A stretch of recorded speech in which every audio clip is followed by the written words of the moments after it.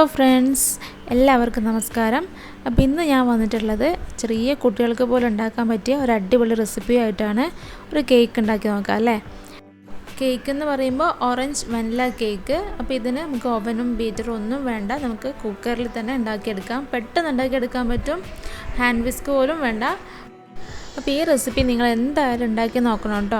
ഞാൻ വെറുതെ പറയുന്നതല്ല, സൂപ്പർ ടേസ്റ്റാണ്. അതിനേക്കാളും നല്ല അടിപൊളി ഫ്ലേവറാണ്, നല്ല ഓറഞ്ചിൻ്റെ ഫ്ലേവർ വരുന്നുണ്ട്. നിങ്ങൾ എന്തായാലും ഉണ്ടാക്കി നോക്കണം.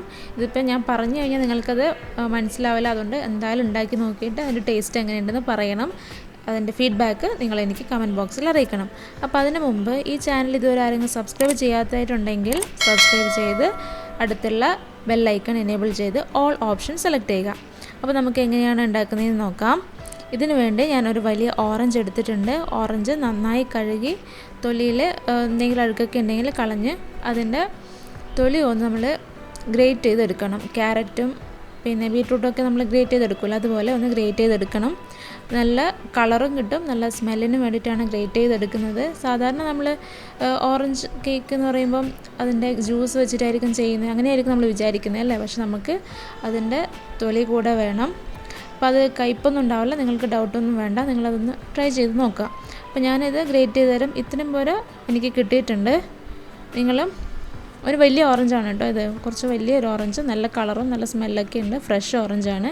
അപ്പോൾ നമുക്കത് ഗ്രേറ്റ് ചെയ്തെടുക്കാം. ഇനി ആ ഗ്രേറ്റ് ചെയ്തതിൻ്റെ ബാക്കിയുള്ള ഓറഞ്ച് നടുക്ക് കട്ട് ചെയ്തിട്ട് അതിൻ്റെ ജ്യൂസും കൂടി നമുക്ക് എടുത്തു വെക്കാം. അപ്പോൾ എനിക്കിതൊരു 1/2 ഗ്ലാസ്സോളം ജ്യൂസ് കിട്ടിയിട്ടുണ്ട്. ഇനി ഈ ജ്യൂസ് നമുക്കൊന്ന് മാറ്റി വെക്കാം, എന്നിട്ട് ബാക്കി കാര്യങ്ങളൊക്കെ ചെയ്യാം. കേക്ക് ഉണ്ടാക്കാനായിട്ട് ഞാനൊരു സ്റ്റീലിൻ്റെ പാത്രമാണ് എടുത്തിട്ടുള്ളത്. അതിൽ ബട്ടർ തേച്ച് എല്ലാ സൈഡിലും ഒന്ന് ബട്ടർ തേച്ച് പിടിപ്പിച്ചിട്ടുണ്ട്. കാരണം നമ്മൾ കേക്ക് അടിയിൽ ഒട്ടിപ്പിടിക്കാതിരിക്കാൻ വേണ്ടിയിട്ടാണ് അങ്ങനെ ചെയ്യുന്നത്. നിങ്ങളുടെ കയ്യിൽ ബട്ടർ ഇല്ലയെന്നുണ്ടെങ്കിൽ കുറച്ച് ഓയിൽ സ്പ്രെഡ് ചെയ്ത് കൊടുത്തിട്ട് പൊടി തൂക്കി കൊടുക്കാം. മൈദപ്പൊടി ആയാലും കുഴപ്പമില്ല, ഗോതമ്പ് പൊടി ആയാലും കുഴപ്പമില്ല. അതെല്ലായിടത്തും ഒന്ന് സ്പ്രെഡ് ചെയ്ത് കൊടുത്തു കഴിഞ്ഞാൽ നമ്മുടെ കേക്ക് ബാറ്റർ അതിൽ ഒട്ടിപ്പിടിക്കില്ല. അപ്പോൾ ഇവിടെ ഞാൻ കേക്ക് ഉണ്ടാക്കാനായിട്ട് എടുക്കുന്നത് ഗോതമ്പ് പൊടിയാണ്, മൈദ നമ്മൾ യൂസ് ചെയ്യുന്നില്ല. ഞാനിവിടെ 1.5 കപ്പ് ഗോതമ്പ് പൊടി എടുത്തിട്ടുണ്ട്. അത് നമുക്ക് നന്നായി ഒന്ന് അരിച്ചെടുക്കണം. അതിലുള്ള തരികൾ ഉണ്ടെങ്കിൽ അത് മാറ്റിയെടുക്കാൻ വേണ്ടിയിട്ടാണ്, കളയാൻ വേണ്ടിയിട്ടാണ്. അപ്പോൾ നമുക്ക് അതിൻ്റെ കൂടെ 1 ടീസ്പൂൺ ബേക്കിംഗ് പൗഡർ ചേർത്ത് കൊടുക്കുന്നുണ്ട്. ബേക്കിംഗ് പൗഡർ ഉണ്ടെങ്കിൽ നിങ്ങൾ ചേർത്ത് കൊടുക്കാം, ഇല്ലാന്നുണ്ടെങ്കിൽ ഓക്കെ, അത് കുഴപ്പമില്ല. പിന്നെ 1/2 ടീസ്പൂൺ ബേക്കിംഗ് സോഡയും ചേർത്ത് കൊടുക്കുന്നുണ്ട്. ബേക്കിംഗ് പൗഡർ ഇല്ലാന്നുണ്ടെങ്കിൽ സോഡ വെച്ച് നിങ്ങളൊന്ന് ചെയ്ത് നോക്കൂ. ഇത്രയും സോഫ്റ്റായി കിട്ടില്ല, എന്നാലും കുഴപ്പമില്ലാണ്ട് കിട്ടും. അപ്പോൾ ഉണ്ടെങ്കിൽ രണ്ടും ചേർത്ത് കൊടുക്കുന്നതാണ് നല്ലത്. നമ്മൾക്കിതൊന്ന് അരിച്ചെടുക്കാം. അപ്പോൾ അതിലുള്ള കട്ടയൊക്കെ ഉണ്ടെങ്കിൽ അതൊന്ന് മാറാൻ വേണ്ടിയിട്ടാണ്. പിന്നെ ഗോതമ്പ് പൊടിയാകുമ്പോൾ അതിൽ തവിടൊക്കെ ഉണ്ടാവില്ലേ, വേസ്റ്റ് എന്തെങ്കിലും ഉണ്ടാവും. അപ്പോൾ അതും കൂടെ നമുക്കിതൊന്ന് അരിച്ചെടുത്ത് കളയാം.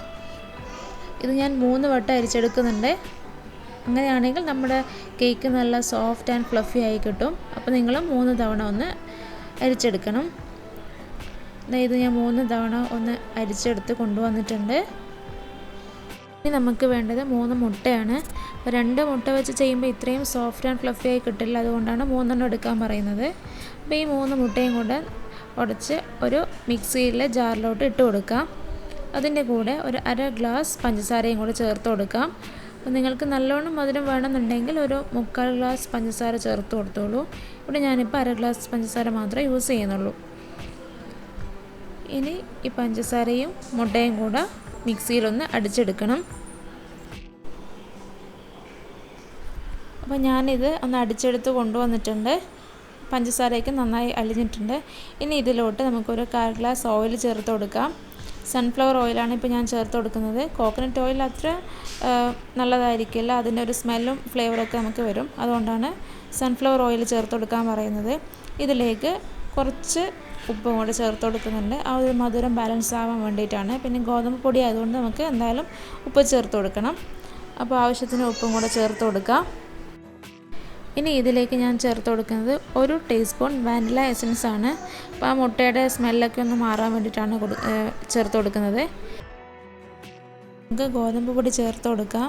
ഫുള്ളായിട്ട് ചേർക്കണ്ട, ആദ്യം ഹാഫ് ചേർത്ത് കൊടുക്കാം, എന്നിട്ട് അതൊന്ന് മിക്സ് ചെയ്ത് കൊണ്ടുവരാം.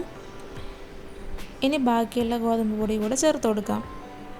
അപ്പോൾ ഇതിൻ്റെ കൺസിസ്റ്റൻസി നോക്കണം. ഒരുമിച്ച് ചേർത്ത് കൊടുത്താൽ ചിലപ്പോൾ തിക്കായി പോവും, അതുകൊണ്ടാണ് നമ്മൾ 2 ബാച്ചായിട്ട് ചേർത്ത് കൊടുത്തത്. ഇനി നമുക്ക് ഓറഞ്ച് ജ്യൂസ് ചേർത്ത് കൊടുക്കാം.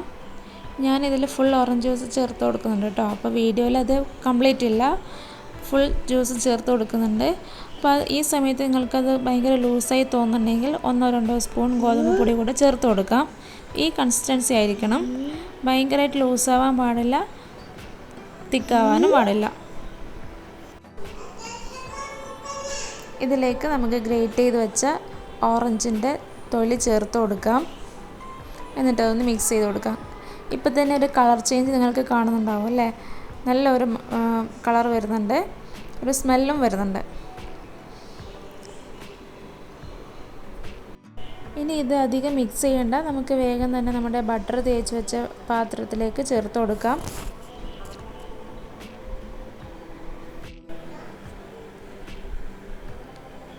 അപ്പോൾ ഇതിൻ്റെ കൺസിസ്റ്റൻസി നിങ്ങൾക്ക് കാണുമ്പോൾ മനസ്സിലാവുന്നുണ്ടാവും അല്ലേ? ഭയങ്കരമായിട്ട് ലൂസാവാൻ പാടില്ല, ഇതുപോലെ ആയിരിക്കണം. അപ്പോൾ ഇതിൽ എയർ ബബിൾസ് ഒന്നും വരാൻ പാടില്ല. നമുക്കിതൊന്നും നല്ല ടാപ്പ് ചെയ്ത് കൊടുക്കാം. കുറേ പ്രാവശ്യം ചെയ്യേണ്ട, കാരണം നമ്മുടെ കേക്ക് ഹാർഡായി പോവും. അപ്പോൾ നമ്മുടെ ബാറ്റർ റെഡി ആയിട്ടുണ്ട്. ഇനി ഇതൊന്ന് ബേക്ക് ചെയ്തെടുക്കാം. അപ്പോൾ നമ്മൾ ബേക്ക് ചെയ്യുന്നതെന്ന് വെച്ചാൽ ഓവനൊന്നും യൂസ് ചെയ്യുന്നില്ല, നമ്മുടെ കുക്കറിലാണ്. അപ്പോൾ ഈ കുക്കർ ഞാനൊരു 10 മിനിറ്റ്സ് ചൂടാകാൻ വെച്ചിട്ടുണ്ട്. അപ്പോൾ ഈ കേക്കിൻ്റെ ബാറ്റർ റെഡി ആവുന്നതിൻ്റെ ഇടയിൽ തന്നെ ചൂടാകാൻ വെക്കണം, കാരണം നമുക്ക് ബാറ്റർ റെഡി ആയി കഴിഞ്ഞാൽ പിന്നെ വെയിറ്റ് ചെയ്യാൻ പറ്റില്ല. അപ്പോൾ അത് ചൂടായ ശേഷം അതിൻ്റെ അകത്തോട്ടൊരു സ്റ്റാൻഡ് വെച്ച് കൊടുത്തിട്ട് ഞാൻ ഈ കേക്കിൻ്റെ ബാറ്റർ പാത്രം അതിലോട്ട് എടുത്ത് വെക്കുന്നുണ്ട്. പിന്നെ ശ്രദ്ധിക്കേണ്ട കാര്യം എന്ന് വെച്ചാൽ നമ്മുടെ ഇതിൻ്റെ വെയിറ്റ് എടുത്ത് മാറ്റണം കേട്ടോ. ഇല്ലെങ്കിൽ അതിൻ്റെ എന്താ പറയുക, പ്രഷർ അകത്ത് നിറഞ്ഞ് വെള്ളമൊക്കെ വീഴും, പിന്നെ കുറച്ച് റിസ്ക്കിയാണ്. അപ്പോൾ ആ വെയിറ്റ് മാറ്റണം. ഇനി ഇത് ലോ ഫ്ലെയിമിൽ നമുക്കൊരു 35 മിനിറ്റ്സാണ് ഞാൻ എടുത്തിട്ടുള്ളത്. ഷാർപ്പ് 35 മിനിറ്റ്സ് കൊണ്ട് എനിക്ക് കേക്ക് റെഡി ആയിട്ടുണ്ട്. നമുക്ക് ലോ ഫ്ലെയിമിലിട്ടൊന്ന് വെയിറ്റ് ചെയ്യാം. ഇപ്പോൾ 35 മിനിറ്റ്സ് കഴിഞ്ഞിട്ടുണ്ട്. എൻ്റെ കേക്ക് നന്നായി പൊങ്ങി വന്നിട്ടുണ്ട്, കറക്റ്റായി വെന്തിട്ടുണ്ട്. അപ്പോൾ ഇത് കറക്റ്റായി വെന്തോന്നറിയാൻ വേണ്ടി നിങ്ങൾ സെൻറ്ററിൽ ഒരു ടൂത്ത് പിക്ക് വെച്ചൊന്ന് കുത്തി നോക്കുക. അപ്പോൾ അതിലേക്ക് ബാറ്ററൊന്നും ഒട്ടിപ്പിടിച്ചിട്ടില്ല എങ്കിൽ അത് കറക്റ്റായി വെന്തിട്ടുണ്ടെന്നാണ് അർത്ഥം. അപ്പോൾ നമ്മളിതൊന്ന് എടുത്ത് താഴെ വെച്ച് ഒന്ന് തണുക്കാൻ വേണ്ടി എടുത്ത് വെച്ചു. കുറച്ച് തണുത്ത ശേഷം നമുക്കിതൊന്ന് ഡിമോൾഡ് ചെയ്തെടുക്കാം. അപ്പോൾ നമ്മളിതൊന്ന് എടുത്ത് വെച്ചിട്ടുണ്ട്, കറക്റ്റായി കിട്ടി. സൈഡിലൊന്നും ഒട്ടിപ്പിടിച്ചിട്ടൊന്നുമില്ല പാത്രത്തിൽ. അപ്പം നല്ല പെർഫെക്റ്റായി വന്നിട്ടുണ്ട്. നല്ല സ്പോഞ്ചിയാണ്, നല്ല ഫ്ലേവർ വരുന്നുണ്ട്. അതാണ് എടുത്ത് പറയാനുള്ളത്, നല്ല ഫ്ലേവർ വരുന്നുണ്ട്. നിങ്ങൾ എന്തായാലും ഒന്ന് ട്രൈ ചെയ്ത് നോക്കണം. നല്ല സോഫ്റ്റായി വന്നിട്ടുണ്ട് കേക്ക്. നിങ്ങൾ എന്തായാലും ഉണ്ടാക്കി നോക്കണം. അതിൻ്റെ ഫീഡ്ബാക്കും കൂടി ഒന്ന് പറയണം. അപ്പം അടുത്ത റെസിപ്പിയായി ഉടനെ കാണാം. Bye, thank U.